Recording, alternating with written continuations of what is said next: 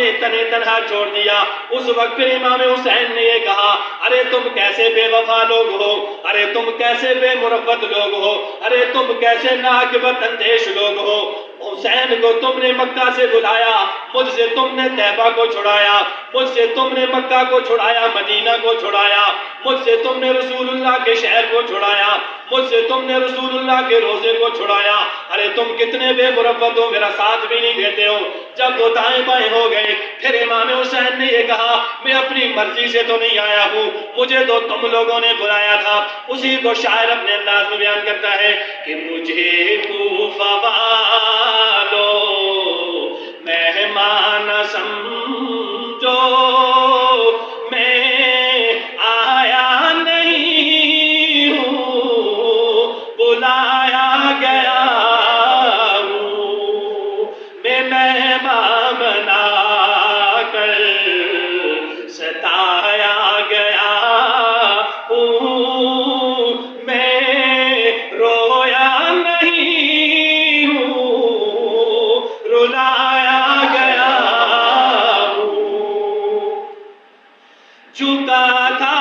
حسین بارگاہ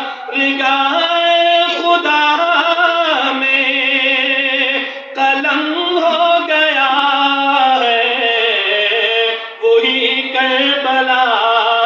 میں جھکا تھا جو سر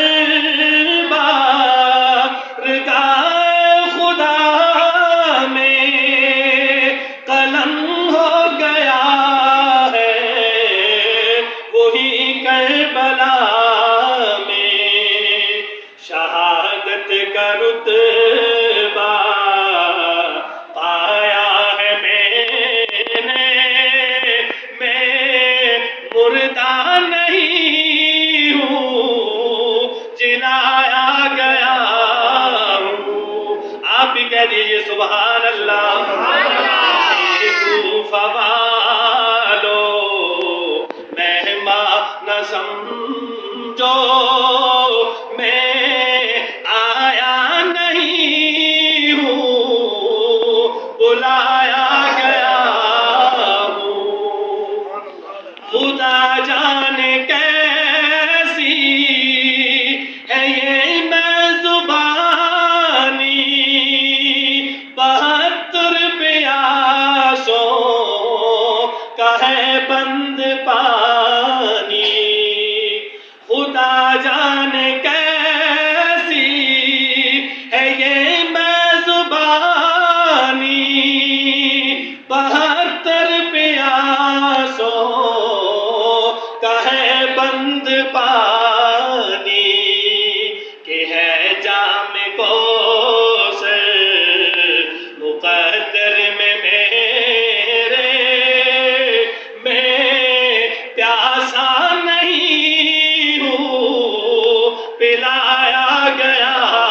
ہوں کوفہ والوں نے یہ سمجھا کربلا والوں نے یہ سمجھا یزید کی فوج نے یہ سمجھا ہم نے حسین کے پانی کو بند کر دیا ہے ہم نے حسین کے کھانے کو بند کر دیا ہے ہم نے حسین کے پینے کو بند کر دیا ہے ہم نے نہر فرات پر پہرے لگا دیے ہیں اگر یہ حضور کا نواسا اگر یہ پیاسا ہو جائے گا یہ مجبور ہو کر ہمارے ہاتھ پر بیعت کر لے گا لیکن یزید جانتا نہیں تھا یزید کی فوج جانتی نہیں تھی ارے حسین تو وہ حسین ہے جس نے دنیا کے پانیوں سے اپنے آپ کو سراب نہیں کیا حسین تو وہ حسین ہے جس نے دنیا کی چیزوں سے اپنے آپ کو سراب نہیں کیا اس حسین کی پیاس تو کیسے بجھی ہے آؤ نہ تمہیں میں محمد مصطفیٰ کا ایک واقعہ سناتا ہوں اللہ کے نبی صلی اللہ تعالیٰ علیہ وسلم حضرت فاطمہ کے گھر میں تشریف لاتے ہیں دونوں بچے بھوک کی وجہ سے رو رہے ہوتے ہیں اللہ کے نبی نے پوچھا اپنی لخت جگر سے پوچھا وہ میری بیٹی بتانا میرے بچے کیوں رو رہے ہیں فرمایا حضور بھوک کی وجہ سے رو رہے ہیں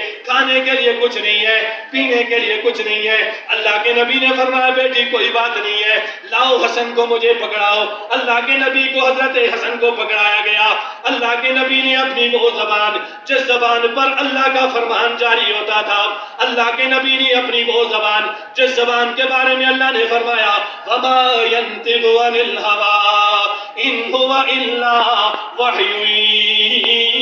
يُوحَىٰ فرماؤ میرے محبوب تیری زبان ایسی زبان ہے اس پر کبھی تیری خواہش کی بات آتی ہی نہیں ہے میرے محبوب تیری زبان تو وہ زبان ہے جس زبان پر اللہ بولتا ہے اللہ کے نبی نے اپنی وہ مبارک زبان نکالی امام حسن کے منہ میں ڈالی امام حسن اس کو چوستے رہے اللہ کے نبی کی زبان کو چوسنے کی وجہ سے امام حسن کی پیاس بھی ختم ہو گئی بھوک بھی ختم ہو گئی سبحان اللہ اس کے بعد پھر اللہ کے نبی نے فرمایا لاؤ میری بیٹی حسین مجھے پکڑاؤ اللہ کے نبی کو حضرت حسین کو پکڑایا گیا اللہ کے نبی نے اپنی مبارک زبان حضرت حسین کے منہ کے اندر ڈالی امام حسین اس مبارک زبان کو چوستے رہے چوستے چوستے یہاں تک کہ اس مبارک زبان کے لہاب دھن کی وجہ سے امام حسین کی بھوک بھی ختم ہو گئی پیاس بھی ختم ہو گئی ارے لوگوں میں یزیدیوں کو یہ کہنا چاہتا ہوں پانی بند کرنے والوں کو یہ کہنا چاہتا ہوں پوری دنیا کو یہ پیغام دینا چاہتا ہوں ساری دنیا والے جو یہ کہتے ہیں امام حسین دنیا سے پیاسے چلے گئے، نانا ایسی بات کرنے کی ضرورت نہیں ہے۔ وہ لوگوں اللہ کی قسم، میرا تو ایمان یہ کہتا ہے، میرا تو وجدان یہ کہتا ہے، میرا تو عقیدہ یہ کہتا ہے، وہ جس شخص نے حضور کی زبان کو اپنے منہ میں لے کے چوسا ہو کر کبھی پوری زندگی اس کو کبھی پیاس نہیں لگتی ہے۔ ہمارا تو ایمان ہے کہ امام حسین اللہ کے نبی کی زبان چوس چکے تھے، اللہ کے نبی کی زبان چوس چکے تھے۔ محترم سامنے کرام، پھر انہیں کب پیاس لگتی تھی؟ لیکن یہ ظاہری طور پر دیکھا گیا کہ ان کے پانی کو بند کر لیں گے، بیعت کر لیں گے، ہماری بات کو مان لیں گے۔ لیکن امام حسین نے کہا پانی یہ تو 10 دن کے لیے ہے، اگر تم ساری زندگی بھی بند کر دو ہم تمہارا آپ پر بیعت نہیں کریں۔ محترم سامنے کرام، یہ میرے اور آپ کے لیے سبق بھی ہے اس کے اندر کہ امام حسین رضی اللہ تعالیٰ عنہ حق پہ ڈٹ گئے، پھر مصیبتیں آئیں برداشت کی، قربانی دینی پڑی برداشت کی، لیکن حق سے پیچھے نہیں گئے۔ میں اور آپ بھی نیت کریں انشاءاللہ کوئی مصیبت آئے گی، کوئی پریشانی آئے گی، انشاءاللہ ہم حق سے پیچھے نہیں ہٹیں گے، حق بات کریں گے انشاءاللہ۔ اور امام حسن اور امام حسین تو وہ مبارک ہستیاں ہیں، اللہ کے نبی صلی اللہ علیہ وسلم نے سب سے زیادہ کائنات میں اگر کسی کے ساتھ پیار کیا ہے امام حسن اور امام حسین سے کیا۔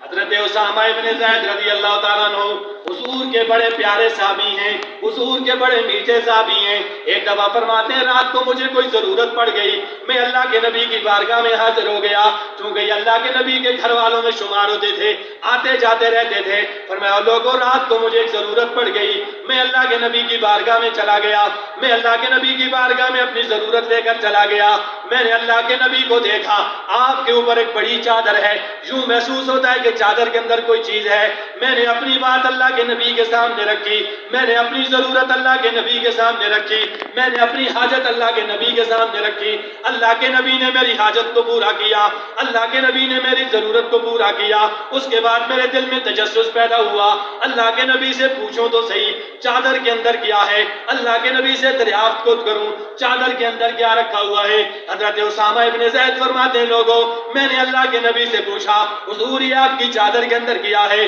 حضور آپ نے چادر کے اندر کس چیز کو لپیٹ کے رکھا ہوا ہے؟ اللہ کے نبی صلی اللہ تعالی علیہ وسلم نے وہ اپنی چادر مبارک کو ہٹایا۔ حضرت اسامہ ابن زید فرماتے ہیں چوں اللہ کے نبی نے اپنی چادر کو ہٹایا، میں نے دیکھا ایک پہلو کے ساتھ امام حسن کو چمٹایا ہوا، دوسرے پہلو کے ساتھ امام حسین کو چمٹایا ہوا۔ پھر اللہ کے نبی نے اللہ کی بارگاہ میں یہ دعا کی اللہم انی احبہما، اے اللہ میں ان دونوں شہزادوں کے ساتھ محبت کرتا ہوں، اے اللہ تو بھی ان کے ساتھ محبت کر۔ فرمایا اللہ میں ایک بات اور بھی کرتا ہوں، اے اللہ قیامت تک آنے والے انسانوں میں جو جو میرے نواسوں کے ساتھ محبت کرے اللہ تو بھی اس کے ساتھ محبت فرمانا۔ تو ہمیں یہ یقین ہے انشاءاللہ، ہمارے اعمال تو نہیں ہیں لیکن ہم امام حسین اور امام حسن کے ساتھ محبت کرتے ہیں۔ کون کون محبت کرتا ہے ذرا اپنی محبت انشاءاللہ محبت کرتے ہیں۔ اور اللہ کے نبی صلی اللہ علیہ وسلم نے خود فرمایا اے اللہ جو ان کے ساتھ محبت کرے تو بھی محبت کر۔ تو اللہ کے نبی کی بات اللہ کبھی نہیں ٹالتا، اس لیے جو نواسوں کے ساتھ محبت کرے گا اللہ اس کو اپنا محبوب بنائے گا۔ تو محترم سامنے کرام میرے اور آپ کے لیے یہ سبق ہے امام حسن اور امام حسین کی زندگی سے۔ محترم سامنے کرام مجھے اور آپ کو سبق یہ ملتا ہے ہم نے حق بات پر ڈٹ جانا ہے، دین پہ ڈٹ جانا ہے، چاہے مصیبتیں آئیں پریشانیاں آئیں مال لگے جان لگے کچھ بھی ہو، محترم صاحب کرام ہم دین سے پیچھے نہیں ہٹیں گے، دین سے پیچھے نہیں ہٹیں گے انشاءاللہ۔ اور محترم صاحب کرام امام حسین کی جو زندگی ہے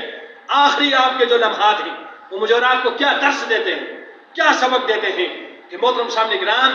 امام حسین کا آخری وقت ہے، بدن لہو لہان ہے، تیروں سے چھلنی ہے، نیزوں اور برچوں اور تلواروں کے بے شمار زخم ہیں، لیکن آخری وقت میں بھی امام حسین نے نماز پڑھ کے مجھے اور آپ کو یہ خبر دی ہے اے میرے نانا کی امت والو